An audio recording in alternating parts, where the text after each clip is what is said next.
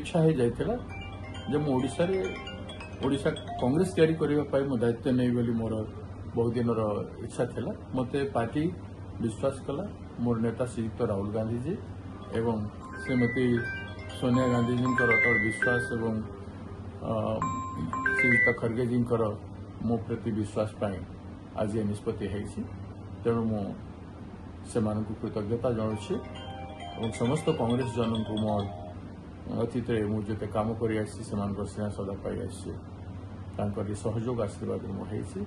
समस्त को नहीं काम करने मो कठिन परिश्रम करी समस्त सम्मान सुरक्षा करने मोर कर्तव्य कांग्रेस तैयारी करने कर्तव्य आप निश्चित भाव गोटे बड़ चैलेंज हम जेहेतु बीजेपी सरकार अच्छी सेंटर भी बीजेपी सरकार और ओडिशा रे बीजेपी सरकार आपको निश्चित गोटे बड़ चैलेंज हम ए सब किसी नहीं चैलेंज एवं प्रत्येक चैलेंज को हमें विचार करके हम उचित पदक्षेप करूँ गांधी वादी चरित्र रे शांतिमय हिसाब से अहिंसात्मक विचारधारा भी धरिकी व्यापक संगठनात्मक कार्यक्रम हम